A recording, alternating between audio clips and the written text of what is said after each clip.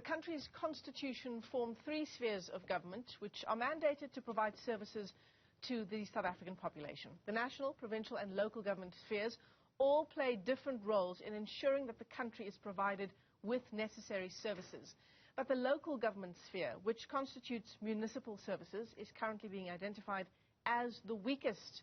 That's not new. The latest data has revealed that 170 municipalities have serious financial issues, with some 40 municipalities identified as the worst performers. Let's unpack this for you now. We're joined by Stuart Mbanyele. He's a researcher with Good Governance Africa. Stuart, it's great to talk to you this morning. I mean, where do we begin? Perhaps with what the Treasury DG had to say in response to a parliamentary question this week, where he talked about 2/3 of the 257 municipalities in the country being in financial stress and requiring Treasury assistance. Dondo Mokgajane says Treasury just can't keep up. Yeah, morning, Nisha.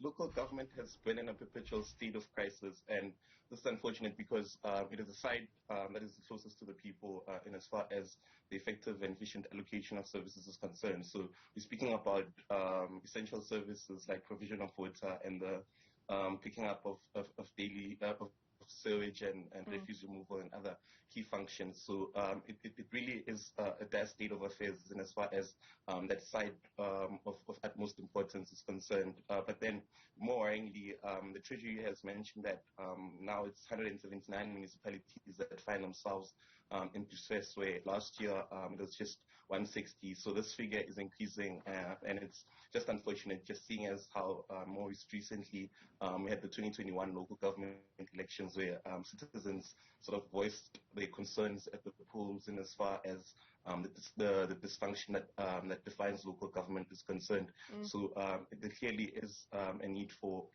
a number of interventions in as far as effective functioning of municipalities is concerned for the betterment of the country and the well-being of citizens. I mean, Stuart, I think at this stage, and we've been at this stage for some time now, it's fair to say that this is a failure on the part of local government, and more so, it's a failure by national government to deal with the problem. Because what Dondo Mokgajane was describing in Parliament was that many of these dysfunctionalities find their roots in political squabbles. I mean, how is Treasury meant to intervene in that kind of situation? He describes instances of towns having 2 municipal managers, but nothing is getting done.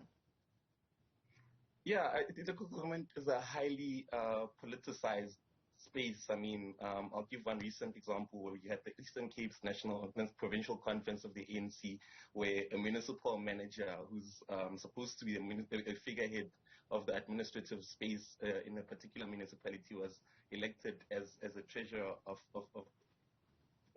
the party at a provincial level. And you've got many such instances where the political and administrative divide sort of gets blurred. I'll give you a scenario.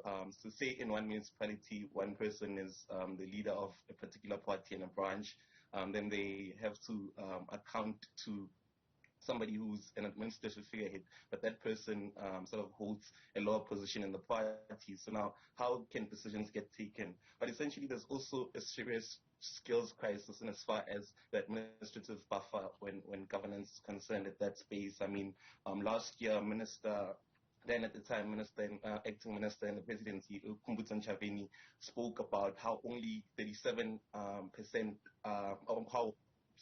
over 47% of municipal senior officials in administrative positions lack basic and critical skills that are essential for their functions. So it's not just a political problem, but it's also an administrative problem as well. But largely, the political interface has been problematic in that space. Yeah. So what is the impact of a dysfunctional municipality? Our viewers may be asking, and many of them perhaps can speak to that issue.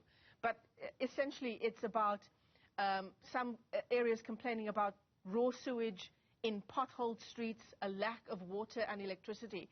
In one instance, we saw Clover. I remember it was last year. Clover began moving its cheese factory from the northwest to eThekwini, and it was because of this issue, because of electricity disruptions, because of water disruptions, because of impassable roads. of course, that's had a devastating impact on that community in Lichtenburg. Yeah, ultimately, it has an impact on people's daily lives, and as far as you can't travel on a street that is littered with potholes, you can't drink water when the tap is just running with dirty water, and you sort of can't function normally. But essentially, beyond that, as you just mentioned, how it has an impact on business and investor confidence, on tourism, and all other key functions that are essential for local economies. But beyond that, the frustration is palpable in as far as people's daily lives. I mean, every day South Africa is ranked as one of the protest capitals of the world, and it's no accident, because most of the protests that occur on a daily basis in this country, we see them on the news on a daily basis. The key concern there is the effective, efficient delivery of services, which is found wanting. So on a daily basis, we've got protests that occur in these spaces, and it sort of speaks to the frustration that exists because of poor management of this all-important sphere of government. Perhaps, I mean, you said essentially, continue, Stuart. No, I was saying essentially there needs to be immediate interventions in as far as how we can remedy the situation that has been identified by the Treasury. So there's a number of interventions that need to be made. Yeah, Ina Kurungwara saying that assistance for local government is being stepped up, apparently with the help of COCTA departments as well. But, I mean, Dondo Mokhajane really painting an incredibly stark picture in that parliamentary reply. He says only a handful of municipalities are functioning. If it's about improvement in financial management and oversight, he says that we can do. But we're now in a situation where the whole system of oversight and governance is not functioning in the country. It's the rule, it's not the exception. And I mean, we've got the Auditor General who's going to publicize the audit outcomes of municipalities sometime during the course of this first part of the year. But essentially, last year, only 27% out of 257 municipalities got clean audits. So essentially, we can remedy the financial management part of it, but ultimately there's a need for sort of political to buffer the political and administrative interface. We've seen now how the Treasury DG mentioned how they're going to effect 139 Section 139 of the Constitution intervention in the Inokumkijima municipality. But late last year, early this year, we saw how about 15 million was spent on a stadium, whereas those people that don't have clean water. So, I mean, where are the councillors there? Where are the ward committee members? Where are the political heads in the form of the mayor there, in as far as managing the political decision making that led to that decision there? So there's a lot of interventions that are needed from political parties as far as appointing key competent people in political positions. But then essentially, there was talk last year of an implementation framework on the professionalization of public services. So you need competent people in administrative positions that can mitigate against the perpetual turn to malfeasance and corruption on the part of political figurehead. But more than that, as you said, the interventions can't just be a treasury crisis alone.